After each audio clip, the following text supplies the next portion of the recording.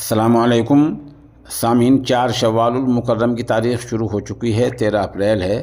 خبر کا عنوان ہے: میرٹھ میں سڑک پر نماز عید پڑھنے پر 200 نامعلوم افراد کے خلاف مقدمہ درج۔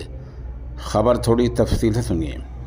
مغربی اتر پردیش کے میرٹھ میں ریلوے روڈ پولیس تھانے کے سب انسپکٹر نے جمعے کو ایک شکایت درج کرائی ہے، جس میں الزام لگایا گیا کہ جمعرات کو سڑک پر 100 سے 200 لوگوں نے عید کی نماز ادا کی ہے۔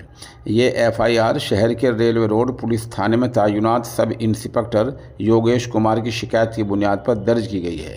ایف آئی آر تعزیرات ہند آئی پی سی کی دفعہ 143، 186 سرکاری کام میں رکاوٹ، 188 نافرمانی، 283 عوامی راستے تک خطرہ یا رکاوٹ، 341 کے تحت درج کی گئی ہے۔ اتنی دفعات کے خلاف یہ مقدمہ درج کیا گیا ہے۔ یوگیش کمار نے اپنی شکایت میں کہا، میں نے یو پی رام اوتار سنگھ کی شاہی عیدگاہ میں ڈیوٹی پر تھا تاکہ عید الفطر کے تہوار کی بحفاظت تکمیل کو یقینی بنایا جا سکے۔ میں اس وقت وہاں موجود تھا جب مسلم سماج کے لوگ شاہی عیدگاہ میں عید الفطر کی نماز پڑھ رہے تھے۔ نماز پڑھنے سے پہلے سڑک کے کنارے کچھ نامعلوم لوگ نماز پڑھنے کے لیے بیٹھ گئے جن کو میں نہیں جانتا۔